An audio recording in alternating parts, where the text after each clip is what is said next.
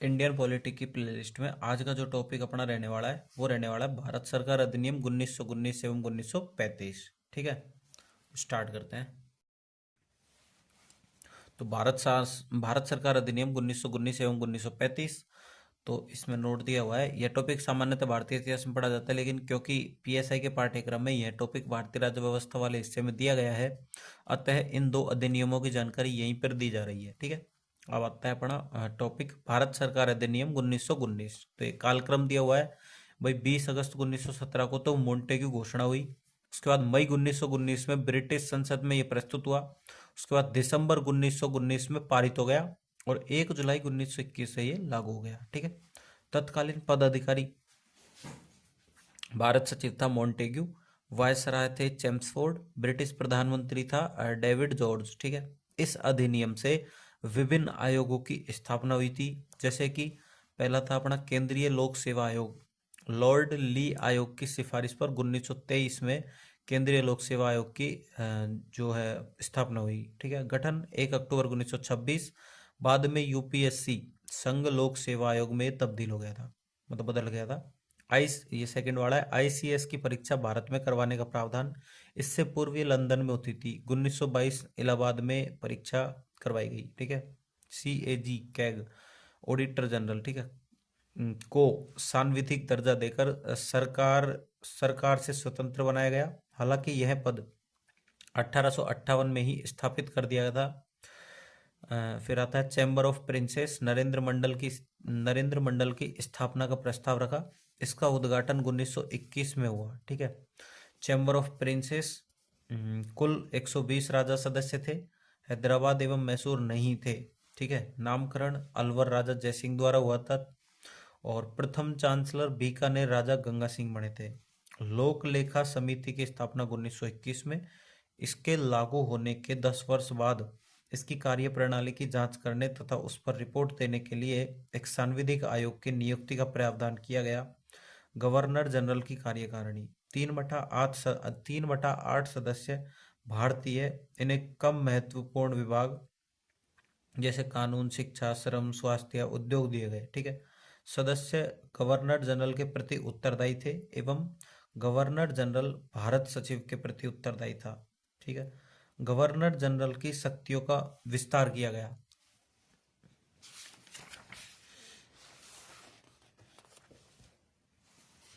Governor general की शक्ति का विस्तार किया गया।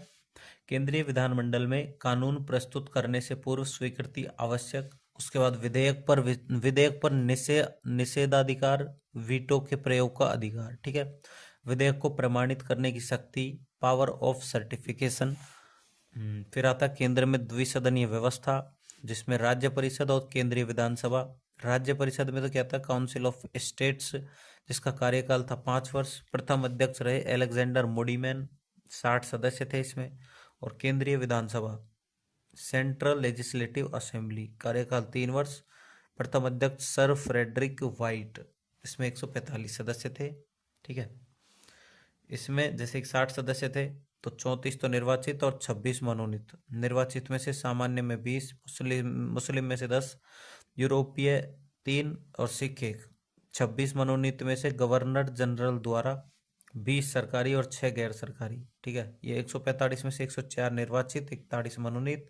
104 निर्वाचित में से 52 सामान्य में से, 30 मुस्लिम में से, 2 सिख में से, 7 जमींदार, 9 यूरोपीय, 4 भारत व्यापारिक संघ और 41 में से 26 सरकारी और 15 गैर सरकारी। कार्य: निचले सदन द्वारा पारित विधेयकों पर पुनः चर्चा करना। रूढ़िवादी सदन: विधानमंडल में सुधार, सदस्यों को प्रश्न पूछने एवं पूरक प्रश्न पूछने का अधिकार दिया गया। सदस्यों को स्थगन प्रस्ताव पारित करने एवं बजट पर चर्चा करने और कुछ हिस्सों पर मतदान का अधिकार। हालांकि अभी भी बजट के 75% भाग पर मतदान नहीं किया जा सकता था। ठीक है, विषयों का बंटवारा: पहली बार प्रांतीय बजट को केंद्रीय बजट से अलग किया गया। केंद्रीय विषय: विदेश, रक्षा, संचार, मुद्रा, सार्वजनिक ऋण, जनगणना, तटकर, सीमा शुल्क आदि 47 विषय। प्रांतीय सरकार: प्रांतीय विषय, स्वास्थ्य, शिक्षा, सफाई, स्वायत्त संस्थाएं आदि 50 विषय। 8 प्रांतों में द्वैध शासन लागू। असम, बंगाल, बिहार, बॉम्बे, पंजाब, मद्रास, संयुक्त प्रांत और मध्य प्रांत।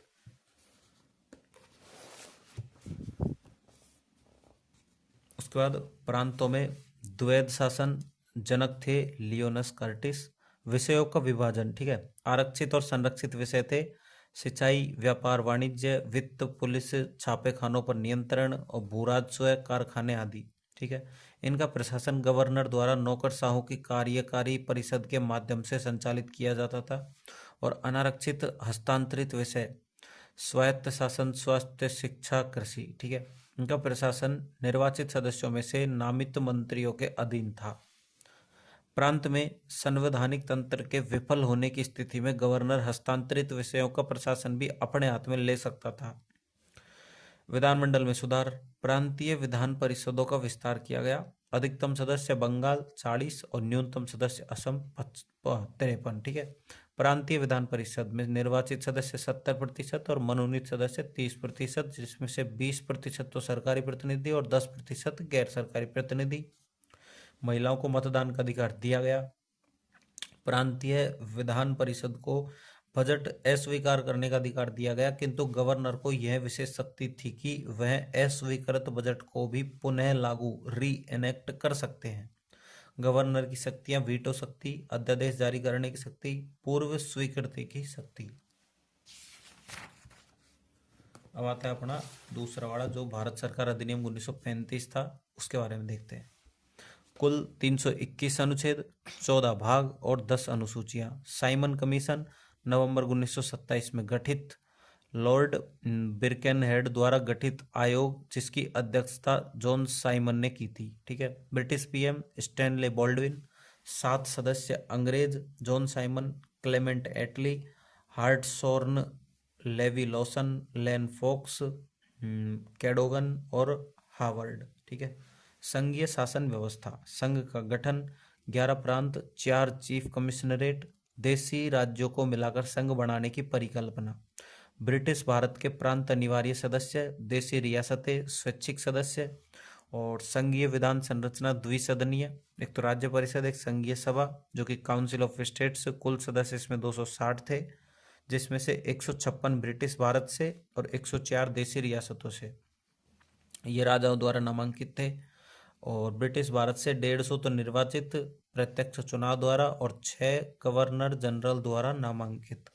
अब आते संघीय सभा फेडरल असेंबली में, जिसमें कि कुल सदस्य थे 375, 250 ब्रिटिश भारत से निर्वाचित और 125 देशी रियासतों से राजाओं द्वारा नामांकित। ठीक है, कार्यकाल 9 वर्ष, 3 वर्ष बाद 1/3 सदस्य सेवानिवृत्त इसमें हो जाते थे। और विशेष आवंटन प्रांतवार, बंगला, मद्रास, संयुक्त प्रांत, इसमें 20 सदस्य। बम्बई, बिहार, पंजाब 16 सदस्य। ठीक है, जाति धर्म आधारित प्रतिनिधित्व, सामान्य 75, मुस्लिम 49, सिख 4, अनुसूचित जाति 6, एंग्लो इंडियन 7 और महिलाएं भी 6। ठीक है, इसमें संघीय सभा में विशेष आवंटन प्रांतवार, बंगाल और मद्रास से 37 और बम्बई, बिहार, पंजाब से 30। जाति धर्म आधारित प्रतिनिधित्व, सामान्य से 105, महिलाएं 9, भूमिपति 6, श्रम 10, वाणिज्य 11, एंग्लो इंडियन 4। ठीक है,